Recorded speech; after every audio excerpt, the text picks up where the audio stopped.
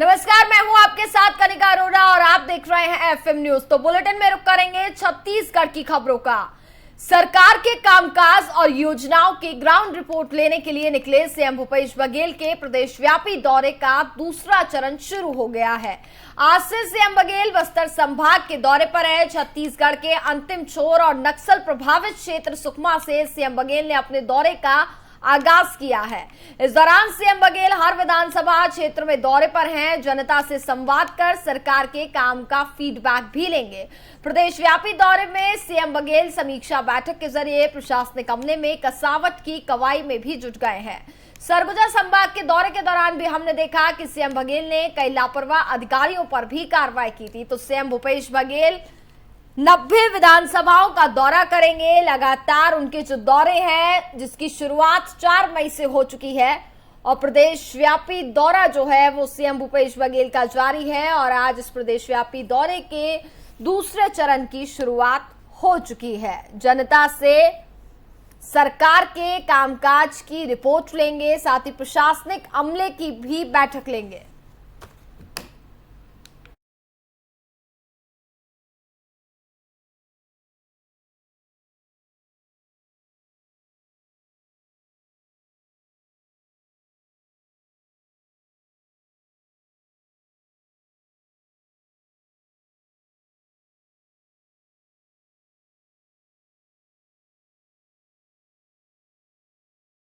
CM Baghel ने किसानों को एक बड़ी सौगात दी है जिससे किसानों को काफी ज्यादा लाभ पहुंचने वाला है। आपको बता दें कि सीएम बघेल राजीव गांधी किसान न्याय योजना के तहत करीब 1700 करोड़ रुपए किसानों को ट्रांसफर किए जाएंगे, जिसकी जानकारी सीएम भूपेश बघेल ने ट्विटर के माध्यम से दी है और लिखा है कि आपको बताना चाहूंगा कि आगामी 21 मई को राजीव गांधी किसान न्याय योजना के अंतर्गत खरीफ विपणन वर्ष 2021-22 के लिए प्रथम किश्त के रूप में करीब 1700 करोड़ रुपए किसानों को ट्रांसफर किए जाएंगे। बीते 2 वर्ष में हम किसानों के बैंक खातों में 12,209 करोड़ रुपए का भुगतान अभी तक कर चुके हैं। तो सीएम भूपेश बघेल किसानों को एक बार फिर से बड़ी सौगात देने जा रहे हैं। 21 मई को एक बड़ा आयोजन होगा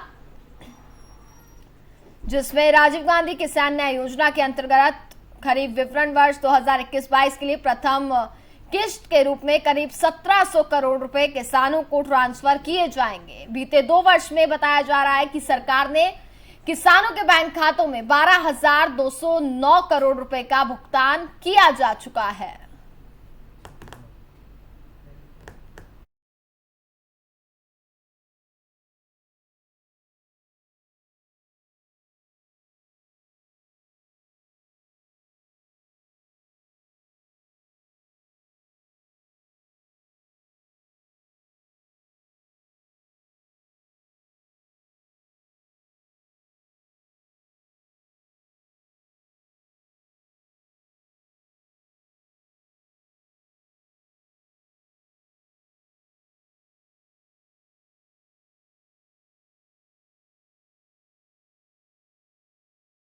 करोड़ रुपए किसानों के खाते में ट्रांसफर किए जाएंगे। 21 मई को ये कार्यक्रम होगा। सीएम भूपेश बघेल का ये ट्वीट आप अपनी टीवी स्क्रीन पर देख रहे हैं, जहां बताया जा रहा है कि राजीव गांधी किसान न्याय योजना के अंतर्गत खरीफ विपणन वर्ष 2021-22 के लिए प्रथम किश्त के रूप में करीब 1700 करोड़ रुपए किसानों के खाते में ट्रांसफर किए जाएंगे। और बताया यह है सरकार ने कि बीते 2 वर्षों में अगर हम बात करें तो 12,209 करोड़ रुपए का भुगतान अभी तक किया जा चुका है।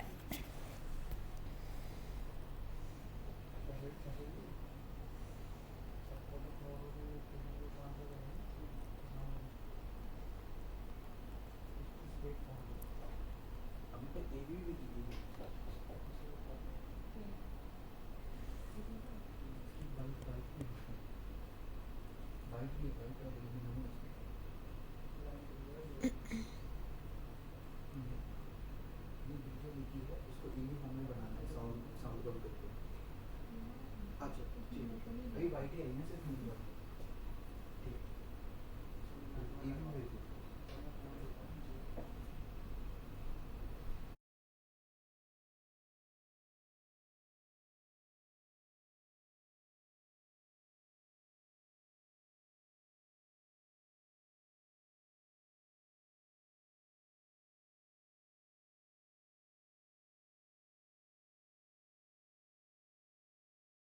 इस पर हमारे साथ ज्यादा बातचीत करने के लिए संवाददाता शिशिर उपाध्याय जुड़ गए हैं, उनसे बातचीत करेंगे। शिशिर, किसानों को सीएम भूपेश बघेल बड़ी सौगात देने जा रहे हैं। 21 मई को ये कार्यक्रम होगा, विस्तार से बताइए किस तरीके का कार्यक्रम रहेगा। गरिमा जी, ये चूंकि जो सरकार का प्रोग्राम है, ये लंबे समय से राहत वितरण करने के नाम पर इस तरीके के आयोजन जो करते हैं, अब चूंकि नगर पालिका और पंचायत के चुनाव मध्य प्रदेश में डिक्लेयर हो गए हैं, तो इसलिए इसका ज्यादा महत्व है। और ये 1100 करोड़ रुपए सीधे किसानों के खाते में जाएंगे, सीधे हितग्राहियों के खाते में जाएंगे, तो उससे सीधा लाभ वो जितने लगभग 2 करोड़ लोगों के खाते में जा रहे हैं पैसे, तो उसका सीधा लाभ पार्टी को मिलेगा। ये योजना बनाकर इस तरीके का कार्यक्रम बनाया है। और इसी के लिए इसके पहले एक बड़ा कार्यक्रम हुआ था जिसमें देश के गृह मंत्री अमित शाह आए थे और जिन्होंने सीधे लोगों के खाते में पैसे ट्रांसफर करे थे। अब मुख्यमंत्री जी शुरू कर रहे हैं इसको। जी बिल्कुल। इसके अलावा सरकार ये भी दावा कर रही है कि इससे अगर बात की जाए तो 2 साल पहले भी किसानों के खाते में 12,209 करोड़ रुपए का भुगतान किया गया है।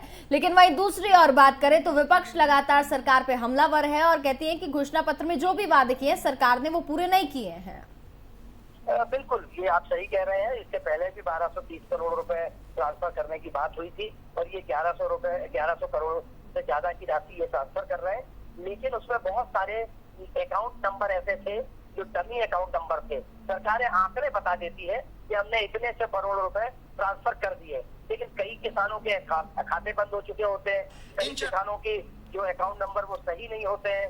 तो उसके कारण बहुत सारे ऐसे साक्ष्य मिले थे कि ये फर्जी बताया गया था और विपक्ष उसी के पर आरोप लगाती है कि सरकार ये फर्जी आंकड़े जारी करती है। इतना पैसा पहले भी ट्रांसफर नहीं किया था और अभी भी नहीं कर रहा है। चलिए, बिल्कुल शिशिर जी, बहुत बहुत शुक्रिया आपका हमसे बातचीत करने के लिए।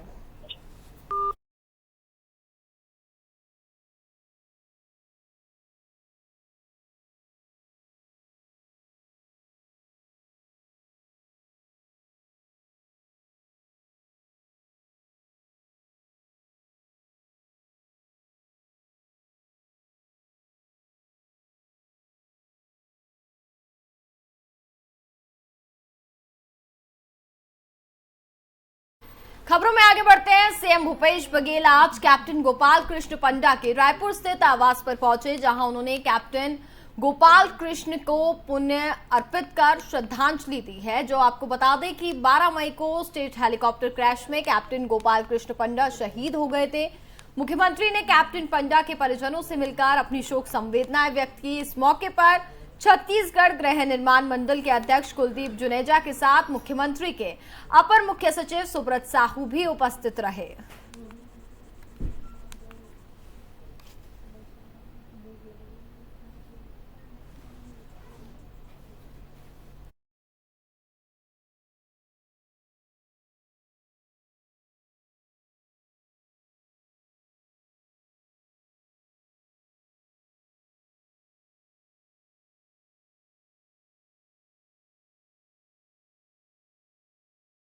रायपुर के दीनदयाल उपाध्याय ऑडिटोरियम में आज लोक निर्माण विभाग मंत्री ताम्रध्वज साहू की अध्यक्षता में एक बैठक हुई। बैठक में मंत्री ने विभागीय कार्यों की जानकारी ली और गुणवत्ता प्रशिक्षण कार्यक्रम की शुरुआत की है।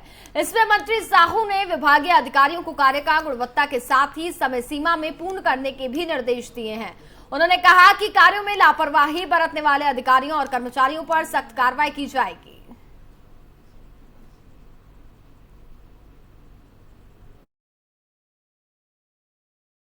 ये विभागीय समीक्षा बैठक है। चर्चाएं अक्सर होता क्या है कि हम लोग मंत्रालयों में बैठते हैं, सचिव से ईएनसी से चीफ इंजीनियर तक बैठक लेते हैं। नीचे के जो ओरिजिनल में फील्ड में हमारा काम करने वाला कर्मचारी होता है, सब इंजीनियर, असिस्टेंट इंजीनियर, ये इनसे कोई चर्चा हो नहीं पाती। कोरोना काल में दौरा पहले कर रहे थे, 1 साल बहुत जिलों का दौरा हुआ, फिर कोरोना आ गया तो रुक गया। वर्चुअल बैठक जरूर हम लोगों ने किया। ये बहुत दिनों से इच्छा थी कि इस प्रकार की बैठक, यानी सब इंजीनियर लेवल पूरे प्रदेश के, और उनसे चर्चा भी करें, बातें भी करें, काम में कहाँ पर हम लोगों कार्य संस्कृति में बदलाव की ज़रूरत है उसकी चर्चा करें। तो तमाम बिंदुओं पर आज हम लोगों ने चर्चा किया। सचिव महोदय ने, ईएनसी ने, हमारे विकास उपाध्याय जी जो संसदीय सचिव हैं हमारे विभाग के, यहाँ के विधायक भी हैं, उन्होंने भी सभी ने चर्चा की कि पीडब्ल्यूडी डिपार्टमेंट में जो काम हो रहा है उसमें और क्या बेहतर किया जा सकता है, इस पर चर्चाएं हुई हैं। ये विभागीय समीक्षा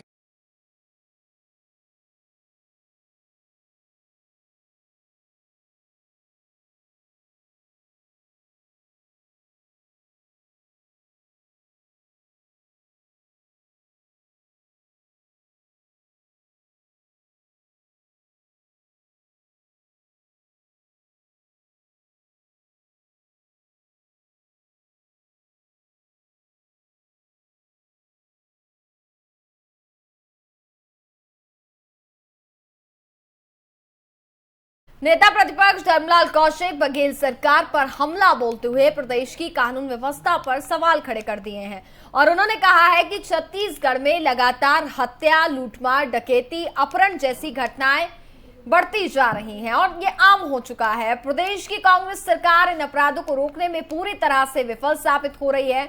उन्होंने कहा कि प्रदेश की राजधानी रायपुर में एक कारोबारी से 50 लाख रुपए की लूट मारकर उसे गंभीर रूप से घायल भी कर दिया गया। जब प्रदेश की राजधानी में इस प्रकार की घटनाएं घटित हो रही हैं तो प्रदेश की स्थिति कैसी होगी? सुनिए धर्मलाल कौशिक ने क्या कुछ कहा।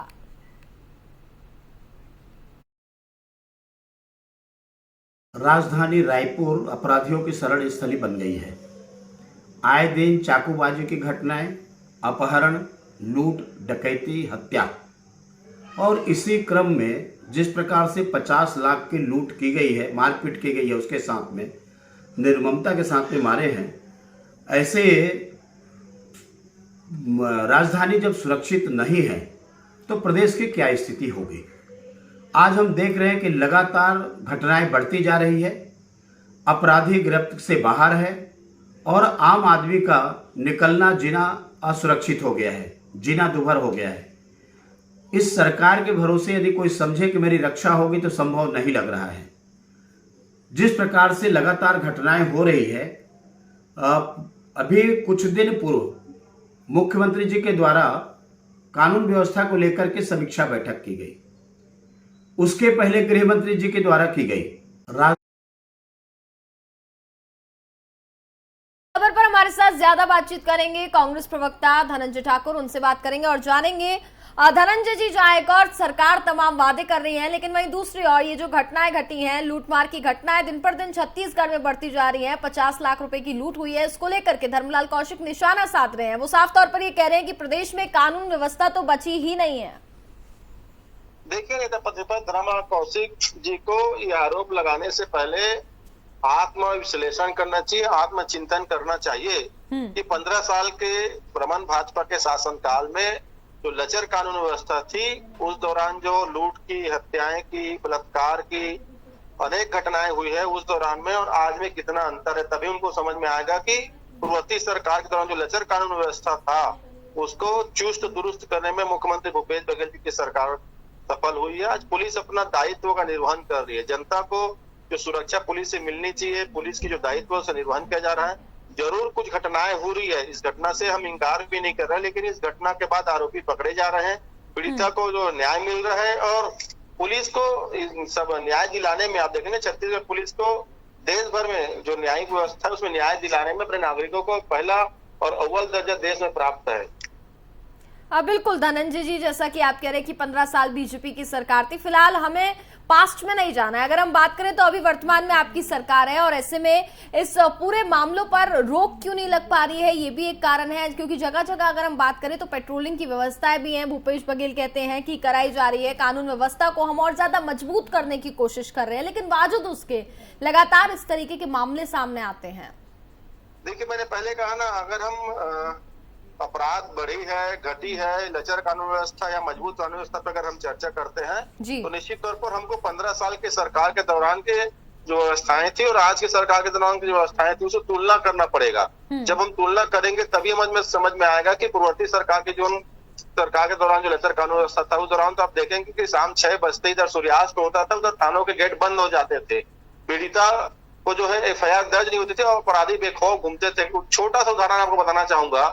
उस सरकार, पूर्ववर्ती सरकार में जो मुख्यमंत्री हुआ करते थे डॉक्टर रमन सिंह जी, उसके एक ओएसडी थे ओपी गुप्ता, उस पर एक नाबालिग ने जब बलात्कार का आरोप लगाया तो उस पीड़िता का 4 साल तक एफआईआर दर्ज नहीं हुआ था।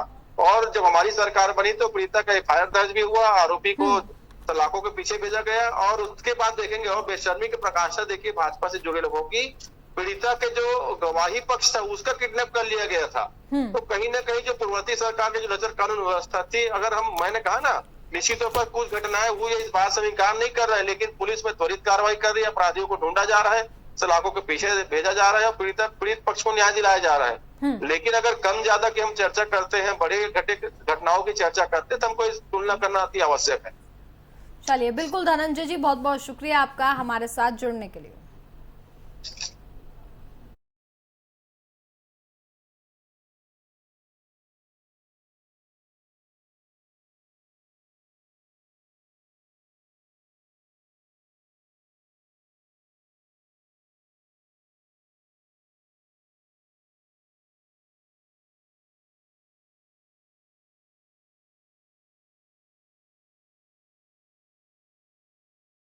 रायपुर में नियमितीकरण की मांग को लेकर रोजगार सहायकों का धरना जारी है। मनरेगा के तहत काम करने वाले कर्मचारी 4 अप्रैल से हड़ताल पर हैं।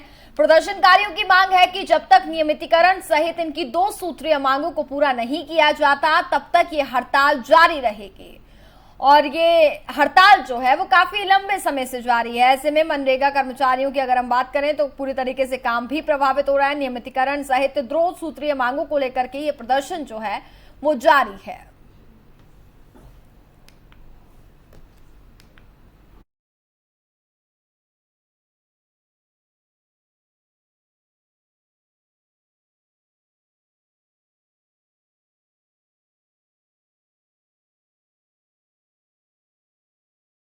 दंतेवाड़ा जिले में कल से मलेरिया मुक्त अभियान के 6वें चरण की शुरुआत हो गई है। आपको बता दें कि अभियान 17 मई से 6 जून 2022 तक चलाया जाएगा।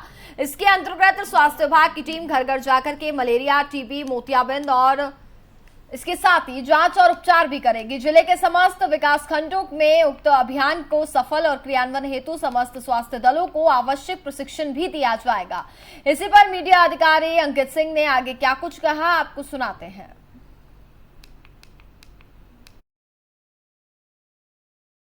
जिले में मलेरिया मुक्त छत्तीसगढ़ अभियान की शुरुआत आज की गई है। यह अभियान 17 मई से 16 जून तक चलाया जाएगा। यह अभियान का 6वां चरण है। निश्चित तौर पे पहले से 6वें चरण के अभियान में हमारे जिले में एपीआई की दर में लगातार गिरावट आई है। लोग, हमारी टीम स्वास्थ्य विभाग की मितानिन बहनें सभी डोर टू डोर विजिट करके मलेरिया के रक्त का परीक्षण करेंगे। इस बार इस अभियान में मलेरिया के साथ साथ मोतियाबिंद की जाँच, इसके बीच की जाँच एवं टीबी की जांच को भी जोड़ा गया है। तो इस चारों चीज़ों को हमारी टीम के माध्यम से हम घर घर पहुंचकर इस अभियान के लक्षण वाले मरीजों की पहचान करना और उसका उपचार कर निदान पहुंचाना, ये हमारा प्रमुख लक्ष्य रखा गया है इसमें। और जिले के समस्त विकास खंडों में, नगरीय क्षेत्रों में, ग्रामीण क्षेत्रों में इस अभियान तक पहुँचने का लक्ष्य रखा गया है। लगभग 3 लाख से अधिक की जनसंख्या हमको कवर करनी है। और इस अभियान में हम लगातार टीम घर तक पहुँचकर अभियान को तय समय में पूर्ण कर जिले को मलेरिया मुक्त दंतेवाड़ा अभियान, मलेरिया मुक्त दंतेवाड़ा जिले बनाने के लिए हम संकल्पित थे और इसका प्रयास करेंगे। दंतेवाड़ा जिले के माता मालती आश्रम में आज नारद जयंती मनाई गई है। इस कार्यक्रम को माधव सेवा समिति के द्वारा किया गया, जिसमें जिले के सभी क्षेत्र के पत्रकार मौजूद रहे। वहीं इस कार्यक्रम में पत्रकारों को सम्मानित भी किया गया। साथ ही वक्ताओं ने नारद जी के बारे में बताते हुए उन्हें ब्रह्मांड का प्रथम पत्रकार बताया, जिन्होंने लोकहित और जन कल्याण हेतु सूचनाएं आदान प्रदान की, जिससे प्रकृति में संतुलन बना रहा। नारायण भगवान के परम भक्त कहे जाते हैं। इस अवसर पर जगदीश भाई पटेल, सुरजीत चौहान, पवन माहेश्वरी, विनोद सिंह, चंद्रकांत मौजूद रहे। आज देवर्षि नारद जी की जयंती है, क्योंकि मीडिया जगत के बंधुओं के लिए ये अत्यंत हर्ष का विषय है। आदि पत्रकार देवर्षि नारद जी का जन्म जयंती मनाना आज सुखद संयोग है। इस अवसर पर दंतेवाड़ा के इस कार्यक्रम में दंतेवाड़ा जिले के सभी पत्रकार बंधु यहाँ पर एकत्र हुए और देवर्षि नारद जी की जन्म जयंती मनाई गई। और इस अवसर पर माधव सेवा समिति की ओर से उपस्थित सभी सम्मान्य पत्रकार बंधुओं का देवर्षि नारद जयंती के अवसर पर उसका इसी के साथ फिलहाल इस बुलेटिन में बस इतना ही। देखते रहिए एफएम न्यूज। नमस्कार।